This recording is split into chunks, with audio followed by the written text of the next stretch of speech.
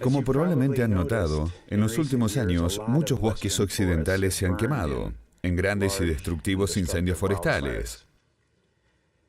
Si son como yo, este paisaje es realmente la razón para que mi familia y yo vivamos aquí. Y como científico y padre, he estado profundamente preocupado por lo que vamos a dejar a nuestros hijos y ahora mis 5 nietos.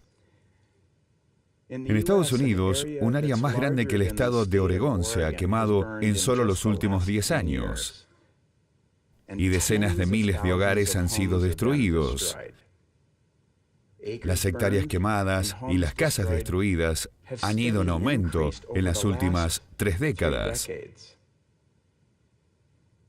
Y los incendios mayores de 40.000 hectáreas están aumentando.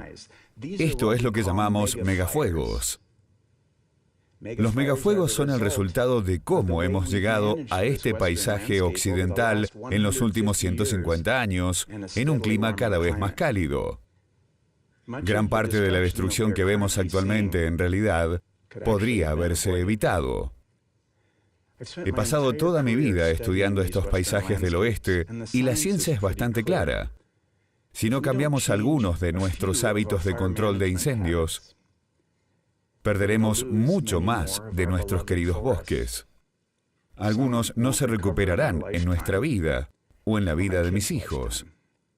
Es hora de enfrentar algunas verdades difíciles sobre incendios forestales y llegar a comprender que tenemos que aprender a vivir mejor con ellos y cambiar la manera de cómo alcanzan nuestros bosques, nuestros hogares y nuestras comunidades.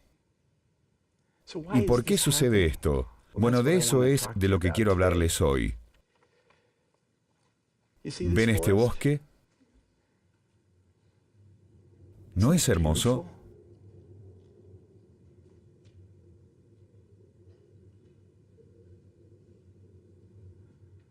Bueno, los bosques que vemos hoy no se parecen en nada a los bosques de hace 100 o 150 años.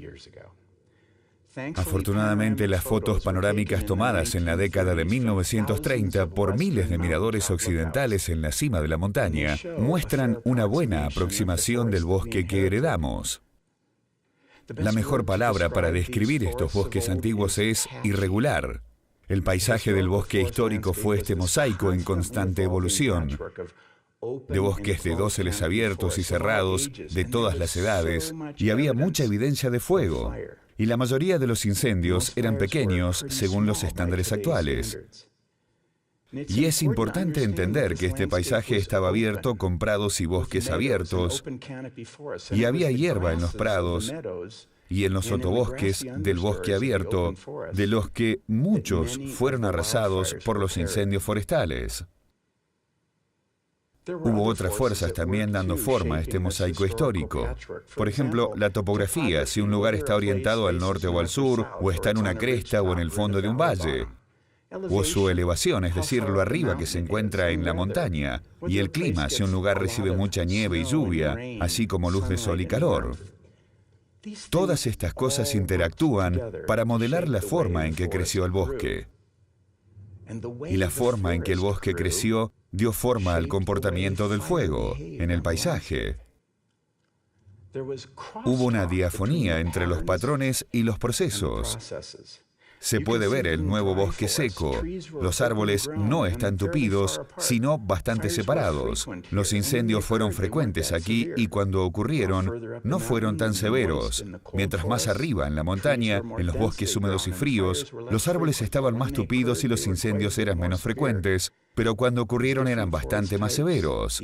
Estos diferentes tipos de bosques, los entornos en los que crecieron y la severidad del fuego interactuaron para formar este mosaico histórico.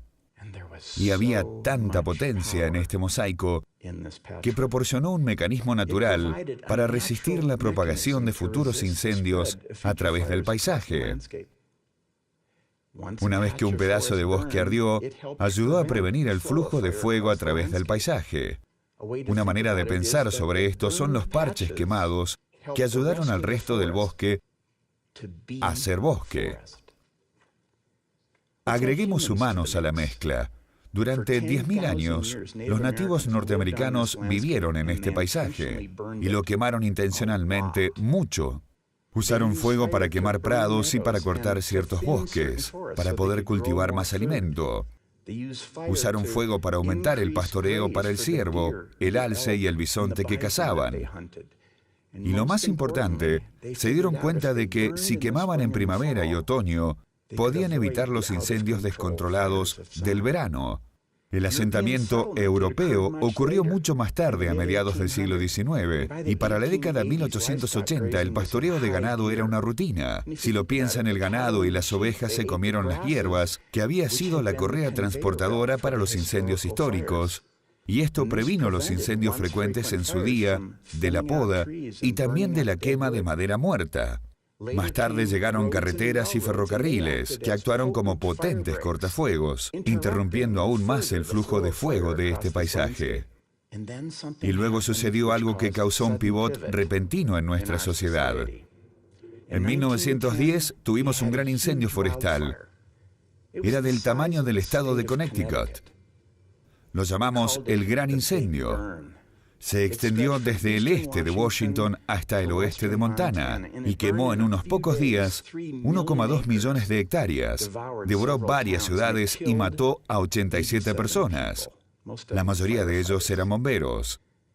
Debido al gran incendio, los incendios forestales se convirtieron en el enemigo público número 1 y esto modeló la forma como pensamos en incendios forestales en nuestra sociedad durante los próximos 100 años. A partir de entonces, al Servicio Forestal, de tan solo 5 años de existencia en ese momento, se le encargó la responsabilidad de apagar todos los incendios forestales de 78 millones de hectáreas de tierras públicas y asumieron esa responsabilidad muy seriamente. Desarrollaron esta habilidad inigualable de apagar incendios y extinguen del 95 al 98% de todos los incendios cada año en Estados Unidos. Y a partir de este punto, la extinción de incendios y no los incendios forestales se han convertido en el moldeador principal de nuestros bosques. Tras la Segunda Guerra Mundial, la cosecha de madera comenzó en el oeste y la tala eliminó los árboles grandes y viejos. Eran sobrevivientes de siglos de incendios forestales. Y el bosque se llenó. Los árboles pequeños de corteza fina y sensibles al fuego llenaban los huecos, y nuestros bosques se volvieron densos con árboles en capas y muy juntos. Se tocaban el uno al otro.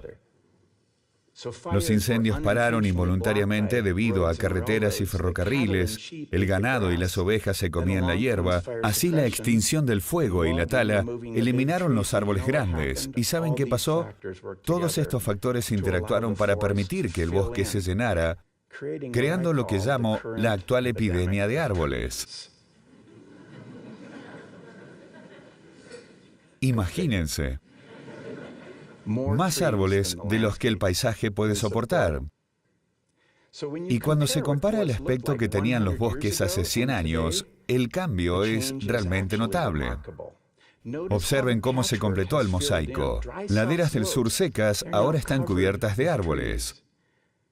Un mosaico que una vez fue esculpido en su mayoría por incendios pequeños y medianos se ha rellenado. ¿Ven la manta de árboles? Después de solo 150 años, tenemos una densa alfombra de bosque. Pero hay más, porque los árboles crecen tan juntos y debido a que las especies de árboles, los tamaños y las edades de los árboles son muy similares en grandes áreas, los incendios no solo se mueven fácilmente de hectárea a hectárea, sino que ahora también lo hacen las enfermedades y los brotes de insectos, que están matando o reduciendo la vitalidad de secciones realmente grandes del bosque. Y después de un siglo sin fuego, las ramas muertas y los árboles caídos en el suelo del bosque están en niveles de barril de pólvora. Además, nuestros veranos son cada vez más calientes y cada vez más secos, y se vuelven más ventosos. Y la temporada de incendios es ahora de 40 a 80 días más cada año. Debido a esto, los climatólogos predicen que la zona quemada desde 2000 se duplicará o triplicará en las próximas 3 décadas. Y estamos construyendo casas en medio de esto. Dos estudios publicados recientemente nos dicen que más del 60% de todos los inicios de viviendas nuevas se están construyendo en este lío inflamable y peligroso. Entonces, cuando tenemos un incendio, grandes áreas pueden literalmente convertirse en humo. ¿Cómo se sienten ahora ante la imagen del bosque que mostré por primera vez? Me asusta mucho. Así que, ¿qué hacemos? Necesitamos restaurar el poder del mosaico, necesitamos poner nuevamente el tipo correcto de fuego al sistema nuevamente. Así podemos cambiar la gravedad de muchos de nuestros incendios futuros. Y lo bueno es que tenemos herramientas y tenemos conocimientos para hacer esto. Veamos algunas herramientas. Podemos usar la quema controlada para intencionalmente reducir el número de árboles y quemar combustibles muertos. Hay que hacer esto para reducir su número sistemáticamente y mantenerlo reducido. ¿Y qué va a lograr eso? Va a crear parches ya quemados en el paisaje. Eso resistirá el flujo de futuros incendios. Podemos combinar la poda mecánica con alguno de estos tratamientos donde es apropiado hacerlo y capturar algún valor comercial y tal vez suscribir alguno de estos tratamientos, especialmente alrededor de las áreas urbanas. Y la mejor noticia es que la quema controlada produce mucho menos humo que los incendios forestales. Ni siquiera está cerca. Pero hay un problema. El humo de la quema controlada actualmente se regula con normas de calidad del aire como una molestia evitable. Pero, ¿y el humo de incendios forestales simplemente obtiene un pase? Tiene sentido, ¿no? Y ¿saben lo que sucede? Hacemos muy poca quema controlada y continuamente respiramos humo en los veranos debido a los megafuegos. Todos debemos trabajar juntos para que esto cambie. Y finalmente, hay incendios forestales gestionados. En lugar de apagar todos los incendios, tenemos que retomar algunos de ellos para la poda de bosques y la reducción de combustibles muertos. Podemos realizarlos en el bosque cuando sea apropiado hacerlo, con el fin de ayudar a restablecer el poder del mosaico. Y como probablemente ya hayan descubierto, esto es, en realidad, un problema social. Tiene explicaciones ecológicas y climáticas, pero es un problema social, y los humanos debemos resolverlo. El apoyo público para estas herramientas es pobre. La quema controlada y los incendios forestales gestionados no cuentan con un buen soporte. En realidad, todos queremos que los fuegos desaparezcan mágicamente y que se lleven ese molesto humo con ellos, ¿no? Pero no hay futuro sin mucho fuego y mucho humo. Esa opción en realidad no está sobre la mesa. Hasta que nosotros, los dueños de tierras públicas, no hagamos de nuestra alta prioridad hacer algo acerca de la situación actual, experimentaremos pérdidas continuas por los megafuegos. Entonces depende de nosotros. Podemos difundir este mensaje a nuestros legisladores, a la gente que pueda ayudarnos a manejar nuestros incendios y a nuestros bosques. Si no tenemos éxito, ¿dónde iremos a jugar si nuestros lugares favoritos se tiñen de negro? ¿Dónde iremos a respirar profundamente y lentamente? Gracias.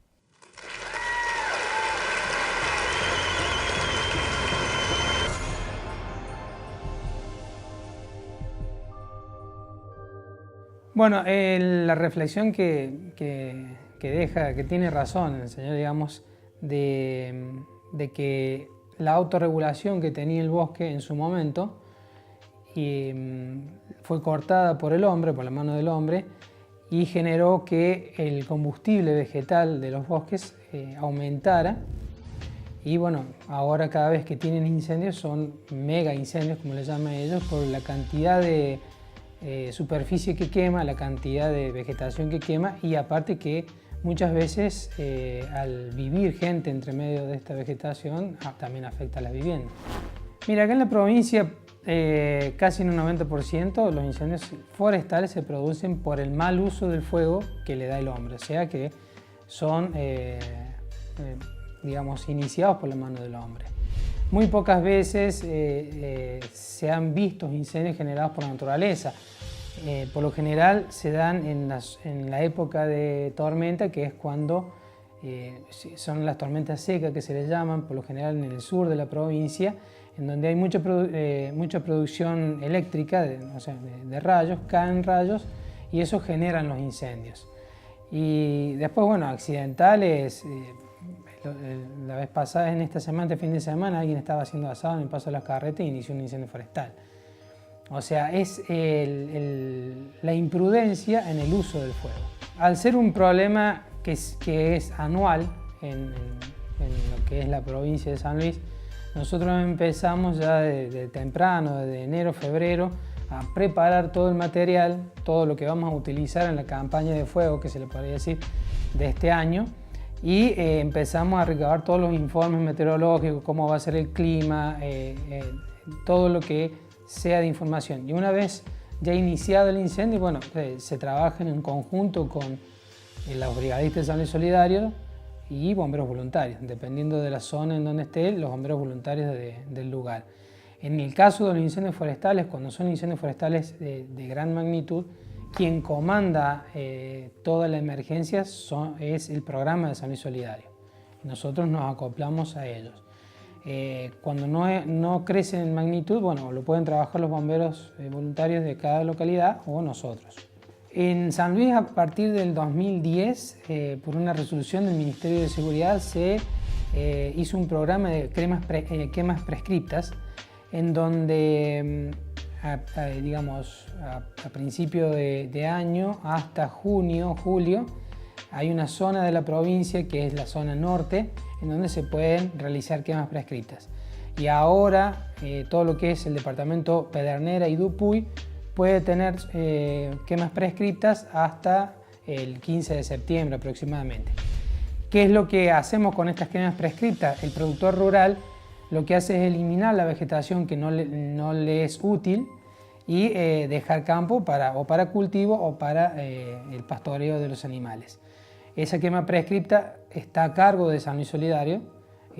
San Luis Solidario verifica que se cumplan todas las condiciones. Una de ellas y fundamental son las picadas contra fuego, que estén bien limpias y estén en condiciones, y la quema la realiza o bomberos voluntarios o el programa de San Luis Solidario. Son todas tareas de defensa, digamos. No se le puede hacer un ataque directo, o sea, dependiendo la calidad, la cualidad del fuego, porque hay fuegos que son muy violentos, como el que se dio en La Punta, en donde era empujado por el viento. En ese momento el viento tenía mucha intensidad y además el mismo incendio genera un microclima a su alrededor, en donde ya no varía, o sea, no lo hace variar mucho el clima exterior. Pero en ese entonces teníamos mucho viento y lo que fue nada más que fue un trabajo defensivo de tratar de ir sacando el fuego para que no afectara tanto a la ciudad. Y bueno, lamentablemente el fuego llegó mucho antes de que pudiéramos terminar el trabajo y afectó a lo que es la casa de Tucumán. Pero el trabajo que estábamos haciendo era defender toda esa zona y sacarlo a un lugar donde no hubiera viviendas. Y aproximadamente unos 50 años tarda en generar la misma calidad de vegetación que se quemó en ese momento. Al otro año o a los meses, cuando ya empieza a llover, empieza a crecer lo que es la vegetación baja, el pasto llorón, cualquier otra vegetación baja.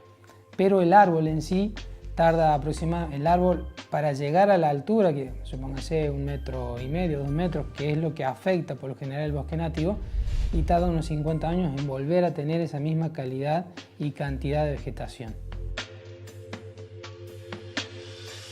Lo que se busca es rodear con una picada contrafuego, que en este caso es un anillo contrafuego, que es una zona libre de vegetación, o sea que lo único que puede llegar a ver es una vegetación muy muy baja, pero por lo general lo que yo he visto, lo que están haciendo el trabajo es dejar la tierra sin nada. Lo que va a permitir es que de venir un fuego termine ahí, y aparte nos permite a nosotros trabajar en ese fuego, porque muchas veces nosotros, una de las maneras de combatir un incendio forestal es haciendo un contrafuego. Entonces, entre el fuego que avanza y la picada contra fuego nosotros encendemos un fuego para quitarle el combustible y de esta manera se apague.